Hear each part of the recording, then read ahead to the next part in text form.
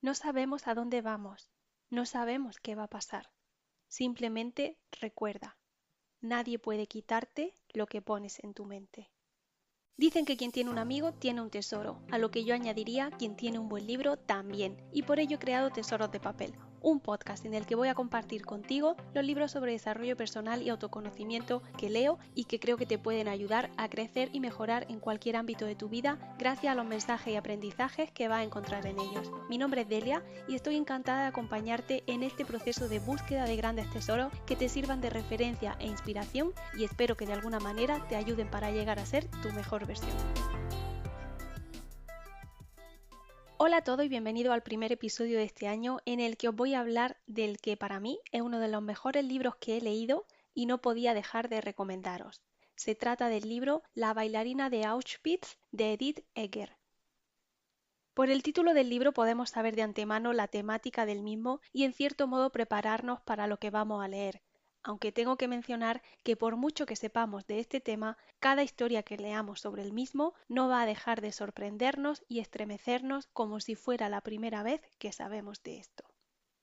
Especialmente cuando se trata de una historia autobiográfica en la que la autora nos cuenta en primera persona su experiencia personal, valga la redundancia, en ese lugar cuyo nombre es tan difícil como indeseable de pronunciar.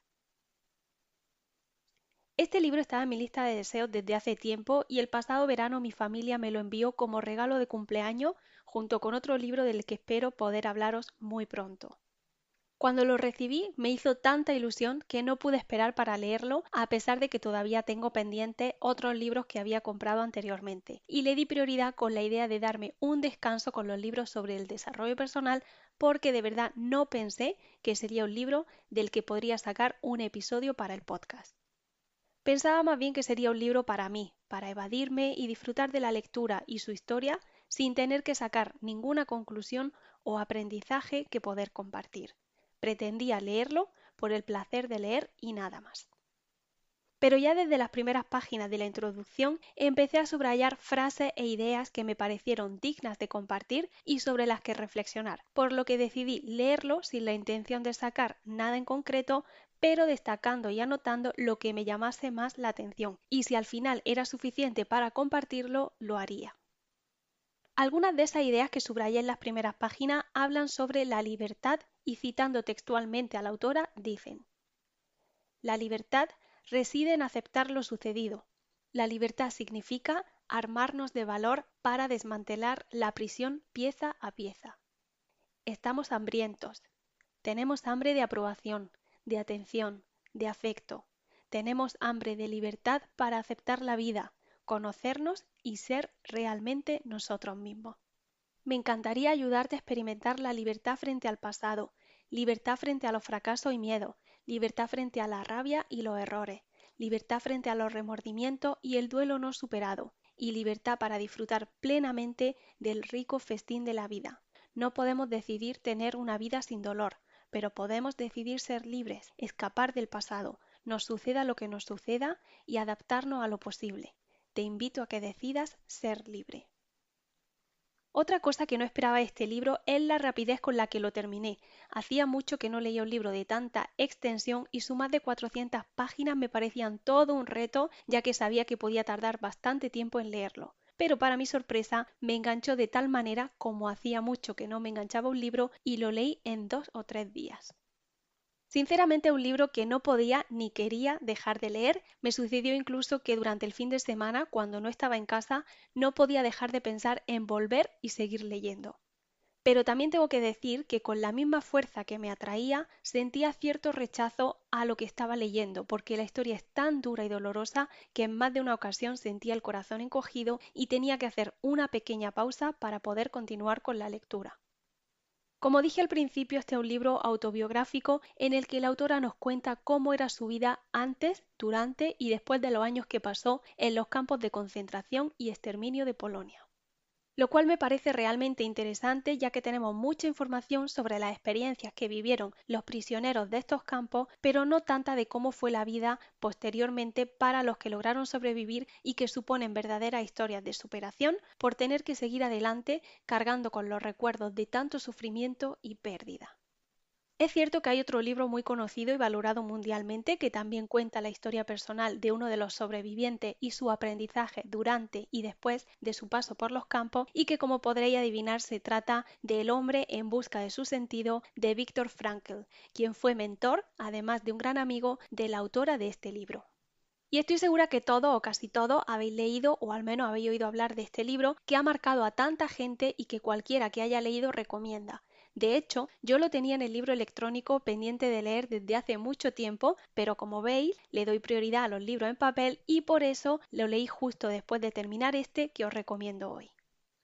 Volviendo a la bailarina de Auschwitz, algo que me parece digno de mencionar también es que con este libro la autora no pretende que comparemos nuestras penas y desgracias con lo que ella tuvo que vivir para que valoremos nuestros problemas como de menor importancia en relación a los suyos. Lo que pretende, en cambio, es hacernos reflexionar y entender que, si ella pudo superar algo así, nosotros también podemos superar cualquier cosa, y esta me parece la mayor lección que nos puede enseñar. La historia comienza cuando ella tenía tan solo 9 años, siendo la pequeña de 3 hermanas, junto con sus padres eran una familia judía de origen húngaro. Haciendo un breve repaso por su infancia y adolescencia, nos cuenta de la relación con su familia, de su primer amor y de su gran habilidad y pasión por el ballet. Y de repente, casi de un momento a otro, cómo toda su vida cambia cuando los detienen, dando comienzo a la que será sin duda la peor experiencia de su vida. Desde tener que separarse de sus padres, pasando por la infinidad de aberraciones que sufre, vamos a poder leer sobre cómo sobrellevó ese cautiverio durante el año que le tocó estar allí. Lo cual, advierto, por mucho que sepamos del tema, no nos va a dejar indiferentes y va a remover algo dentro de nosotros. La historia continúa, y como digo, esto es algo que me ha gustado mucho de este libro, sobre su vida tras la liberación, la cual, lejos de ser luz y color, como podríamos desear para alguien que ha sufrido lo inaguantable, no fue nada fácil y tuvo que enfrentarse a situaciones muy difíciles que parecían no querer darle descanso y mantenerla siempre en alerta. Pero ninguna de ellas como la que tuvo que enfrentar el día que volvió a visitar el lugar en el que jamás tendría que haber estado para, ahora sí, poder liberarse de lo que la había mantenido prisionera el resto de su vida. Y a pesar de ser tan dura, creo que esta historia merece la pena ser leída y conocida no solo por el ejemplo de superación de su autora y protagonista, sino también por la valentía y la fortaleza que ha demostrado al no adoptar el papel de víctima que siente odio y rencor hacia quienes le hicieron tanto daño, sino que ha sabido sacar algo provechoso de aquella horrible experiencia tanto para sí misma como para ayudar a cientos de personas a lo largo de su vida. Tanto la historia como el tema en cuestión son tan delicados y sensibles que resulta difícil encontrar las palabras adecuadas para hablar de ello y considero que es mejor dejar que quien se sienta interesado y preparado para leerla lo haga sin necesidad de que yo os cuente mucho más en detalle.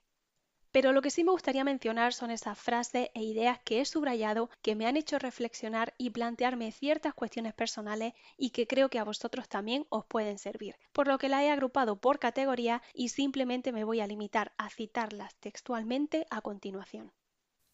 Sobre la identidad, es decir, la persona que creemos que somos y en la que nos convertimos influenciados por aprendizajes y creencias que se forjan desde la infancia. Nuestros recuerdos de la infancia son a menudo fragmentos, breves instantes o encuentros que, juntos, conforman el álbum de recortes de nuestra vida. Son lo único que nos queda para entender la historia que nos explicamos a nosotros mismos acerca de quiénes somos. Tal vez la infancia sea el terreno en el que intentamos determinar cuánto importamos y cuánto no, un mapa en el que estudiamos las dimensiones y las fronteras de nuestra valía. Me llevó 3 décadas descubrir que podía encarar mi vida con una pregunta diferente. No por qué vivo, sino ¿qué puedo hacer con la vida que he recibido? Todo el éxtasis de tu vida vendrá de tu interior. Con qué facilidad podemos convertir incluso la calidez y la seguridad de la familia en una prisión. Dependemos de nuestros viejos mecanismos de defensa. Nos convertimos en la persona que creemos que tenemos que ser para complacer a los demás. Hace falta fuerza de voluntad y decisión para no adoptar de nuevo los papeles limitadores que creemos erróneamente que nos mantendrán protegidos y a salvo.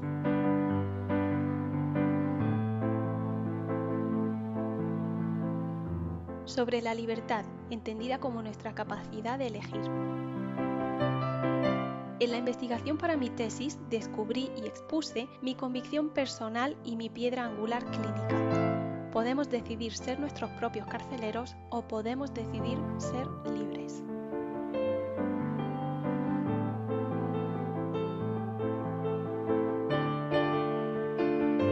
Huir del pasado o luchar contra el presente es encarcelarnos a nosotros mismos.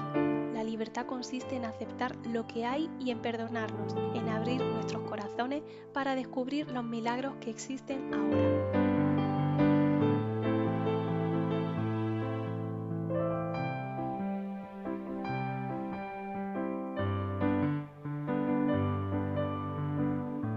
Sobre los problemas que esconden las grandes oportunidades que nos ofrece la vida. A veces, los peores momentos de nuestra vida, los momentos en los que nos asedian deseos negativos que amenazan con desquiciarnos con la insostenibilidad del dolor que debemos soportar, son en realidad los momentos que nos llevan a entender nuestra valía. Es como si adquiriéramos conciencia de nosotros mismos. Nuestras experiencias dolorosas no son un hándicap, son un regalo. Nos proporcionan perspectiva y sentido, una oportunidad de encontrar nuestro objetivo y nuestra fuerza. Según la teoría del crecimiento en el desastre de mi profesor Richard Farson, con mucha frecuencia son las situaciones de crisis las que nos hacen mejorar como seres humanos. Paradójicamente, aunque esos incidentes puedan en ocasiones destruir a la gente, habitualmente son experiencias enriquecedoras.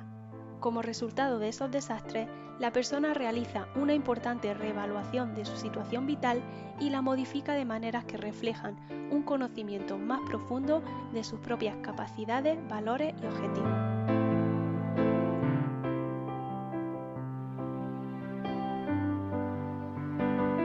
Sobre el miedo como el medio para superarnos.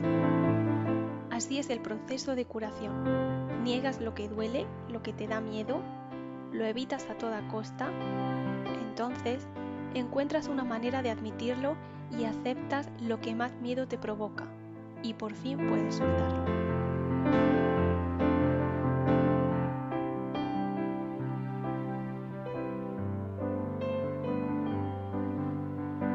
Sobre el tiempo y los cambios, siendo nuestra responsabilidad aprovecharlos. Los tiempos cambian y nosotros cambiamos con ellos. Siempre estamos en proceso de cambio. Si estoy cambiando, ¿en qué me estoy convirtiendo? El tiempo no cura. Lo que cura es lo que hacemos con el tiempo. Curarse es posible cuando decidimos asumir la responsabilidad, cuando decidimos correr riesgos y por último cuando decidimos liberarnos de la herida, dejar atrás el pasado o la pena.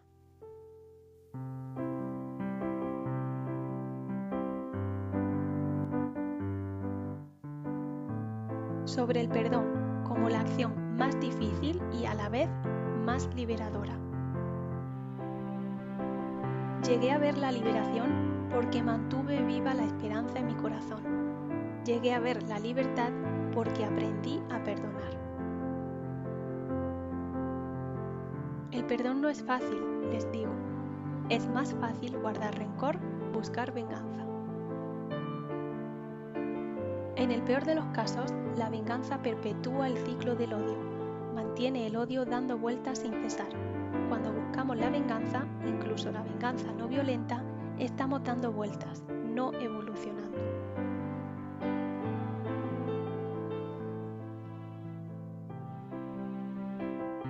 Sobre la culpa y las mentiras que nos hace creer. Y, a pesar de todo, ¿con qué facilidad puede una vida convertirse en una letanía de culpa y pesar?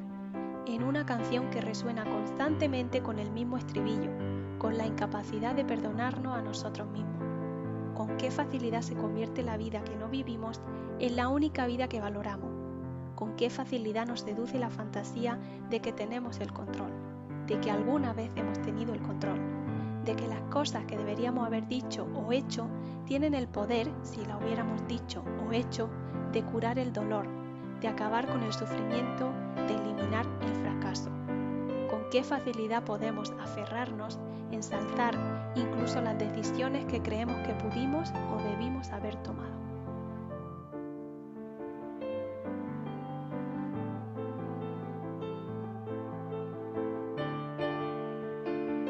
Sobre la capacidad de decidir o elegir, la mayor de las libertades humanas.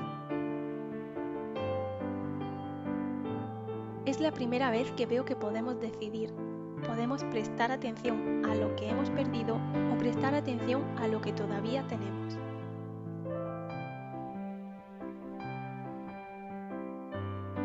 Si no puedes entrar por una puerta, entra por una ventana.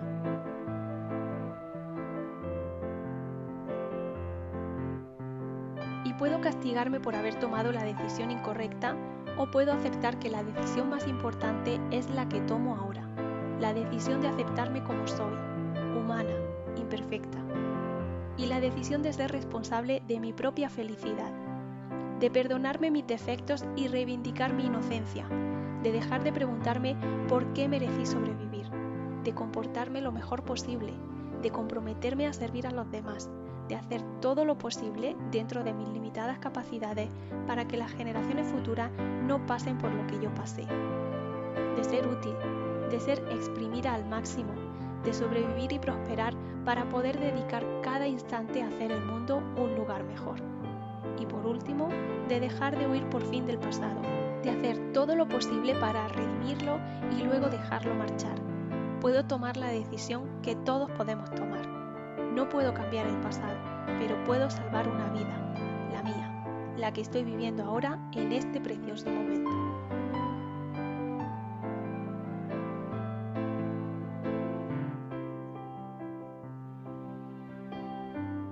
Sobre la autoaceptación, una tarea tan necesaria como infinita, puesto que nos puede llevar toda la vida. Lo cierto es que a lo largo de nuestra vida tendremos experiencias desagradables, cometeremos errores y no siempre conseguiremos lo que queremos. Eso forma parte del hecho de ser humano. El problema y la base de nuestro sufrimiento constante es la creencia de que el malestar, los errores y la decepción indican algo sobre nuestra valía. La creencia de que las cosas desagradables de nuestra vida son lo que nos merecemos.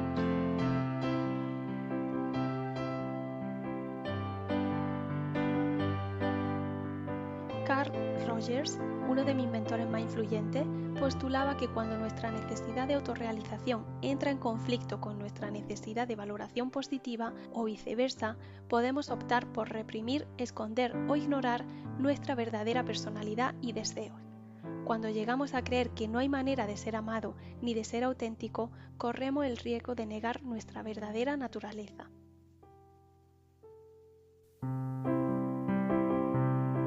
La autoaceptación fue para mí la parte más dura de la curación, algo con lo que todavía batallo.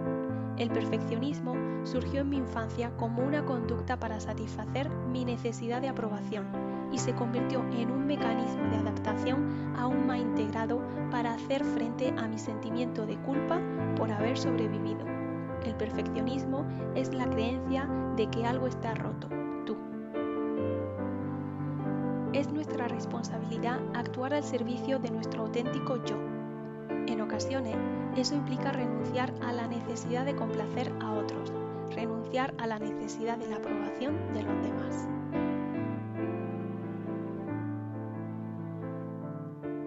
Para mí, aprender que solo yo puedo hacer lo que yo puedo hacer de la manera que lo puedo hacer, significó derrocar a la triunfadora compulsiva que había en mí, la que siempre buscaba conseguir más y más papeles con la esperanza de afirmar su valía, y significó aprender a redefinir mi trauma, a ver en mi doloroso pasado una prueba de mi fortaleza, mi talento y mis oportunidades para crecer, en lugar de una confirmación de mi debilidad o mis heridas.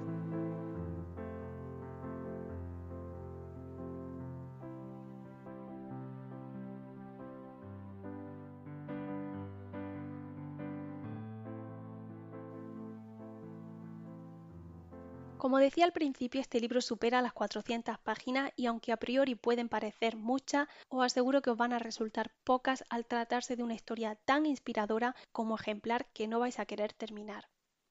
Sobre la autora prefiero no revelaros mucho, ya que conoceréis de primera mano su vida tanto personal como profesional al leer este libro. Lo que sí os voy a compartir es el enlace a su web y a su cuenta de Instagram porque me parece una persona muy inspiradora para seguir. Antes de terminar y como reflexión final, me gustaría citar un último texto. El sufrimiento es universal. Sin embargo, el victimismo es opcional. Existe una diferencia entre victimización y victimismo. Todos podemos ser victimizados de algún modo en el transcurso de nuestras vidas. Todos en algún momento padeceremos algún tipo de desgracia, calamidad o abuso provocados por circunstancias, personas o instituciones sobre las que tenemos poco o ningún control. Así es la vida. Y eso es la victimización. En cambio, el victimismo procede del interior. Nadie puede convertirnos en víctima excepto nosotros mismos. Nos convertimos en víctimas no por lo que nos sucede, sino porque decidimos aferrarnos a nuestra victimización. Desarrollamos una mentalidad de víctima, una forma de pensar y de ser rígida, culpabilizadora, pesimista, atrapada en el pasado, implacable, castigadora y sin límite o frontera saludable. Nos convertimos en nuestros propios carceleros cuando optamos por limitarnos mediante la mentalidad de la víctima. Si bien es cierto que en todos los libros que leo y que os he recomendado encuentro frases que me inspiran, me hacen reflexionar y me ayudan a entender mejor esas cuestiones personales que a veces me cuesta comprender, son los libros que cuentan una historia real o basada en hechos reales los que más me aportan y se convierten en mis favoritos. Y sin duda, este es uno de ellos. Espero que os haya gustado este primer episodio del año y que encontréis en él mismo un ejemplo de superación e inspiración. En la descripción os voy a dejar el enlace a su correspondiente publicación en tesorosdepapel.com/La bailarina de Auschwitz, donde vais a encontrar los enlaces que os he mencionado antes sobre la autora y también enlaces para comprar el libro. Como siempre, y para no perder la costumbre, os animo a compartir este episodio con aquellas personas a quienes creáis que les puede interesar. Y si leéis o habéis leído el libro, me encantaría saber vuestra opinión, la cual podéis escribir en los comentarios de la plataforma desde la que me escucháis o en la publicación que he compartido en Instagram y Facebook, donde podéis seguirme también para ver más contenido sobre estos libros y las frases que voy sacando de los mismos. Muchísimas gracias por acompañarme una vez más y os espero en el próximo episodio.